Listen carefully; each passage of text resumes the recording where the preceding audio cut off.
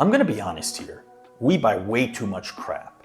And it's not a you problem, it's an American consumerism problem.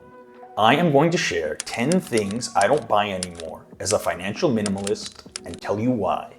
Let's start with number 1, the latest phone upgrades. You see this? This is my iPhone 13.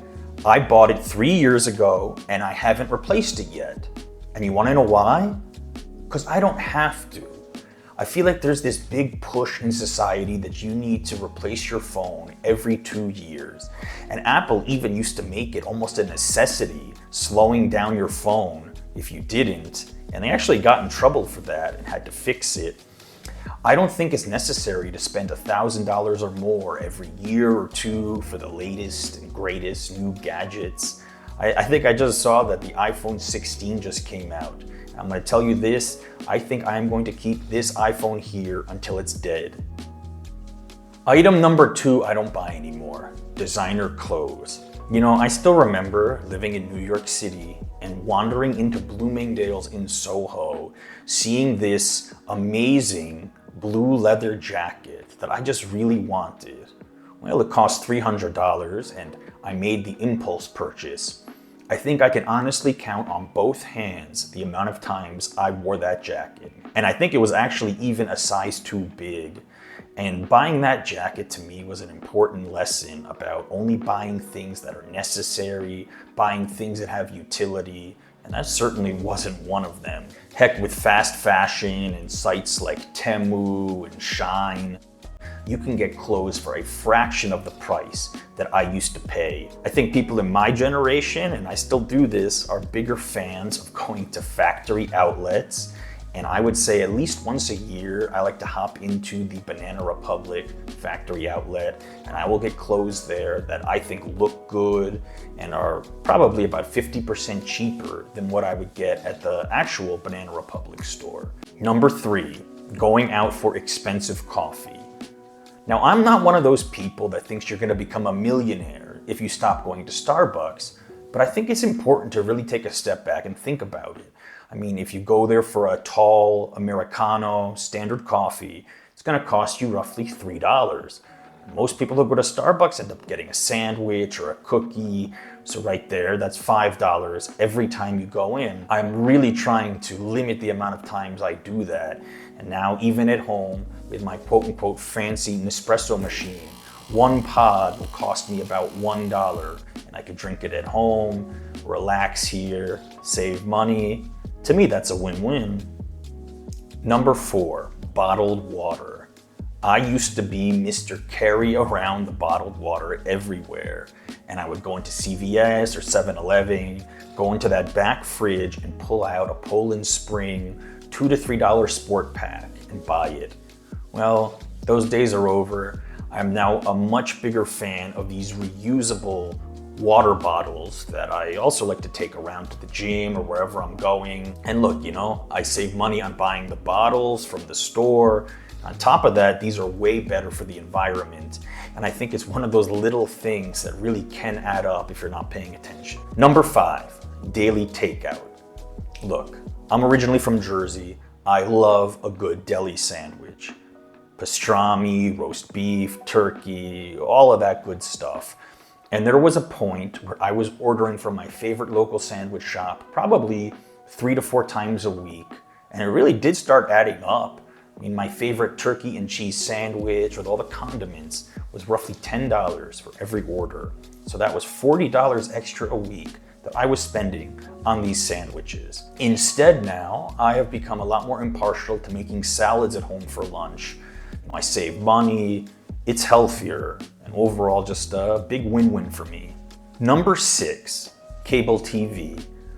I cut the cord a long time ago. And even with a very basic cable TV package that's gonna set you back $50, if you wanna add any premium channels, if you wanna add any sports channels like I used to, you're looking at another $30 or $40 there to bring it up to all the way to $100 a month. No. For me, I am very content with having Netflix and Amazon Prime. That sets me back $25 a month, and that is really all the TV consumption that I need. Number 7, expensive flights. I really don't know anymore why anybody would pay full price for a flight to Europe or Asia when you can get credit cards that will give you points that will make these flights almost for free. And I'm very impartial to the Chase cards, the Capital One cards. I booked a flight for my honeymoon with my wife to Bangkok, and that cost us only in tariffs $112 per person. So if you haven't gotten into the points game with credit cards, you are so missing out, and you need to. Number 8, frequent Amazon orders. I truly think that the point and click ability to order on Amazon is a huge addiction for many people. And I'll admit that Prime Day used to be one of my poisons. I am way more mindful now about going on Amazon and only really ordering things that I need that day, things for the house, things that are necessities. I'm not going to get roped into an advertisement for something that I might be curious at looking at, and then sooner or later I have ordered 4 or 5 things that I don't need. I also think that those boxes coming and you seeing them sitting outside or at your apartment give you this instant dopamine rush, which I am working really hard to get over. Number 9, fancy cocktails. This is something I like to call a budget destroyer. When I lived in New York City, going out for a nice cocktail at a rooftop would set you back $18 to $20. And even in smaller cities and smaller places in the USA, you're looking at least $12 to $14 for a nice fancy drink. 3 rounds of your favorite libations are going to send you into tipsiness and to a second ATM run for the night. Not something you want to do as a financial minimalist. And finally, number 10, cheap sunglasses. It is not all about saving money. Sometimes you need to spend to save in the end. With cheap sunglasses, you are going to end up replacing them nonstop. I really do think they are made to break like twigs.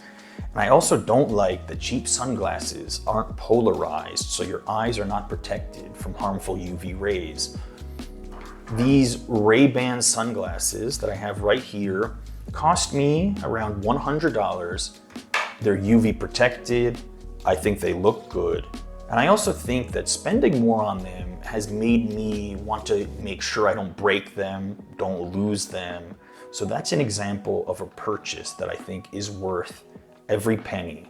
All right, that was my list of 10 things I don't buy anymore as a financial minimalist. Let me know in the comments if you think I've missed something or you don't agree with something I've said. I'd really like to get more into these topics on this channel. Thanks for watching.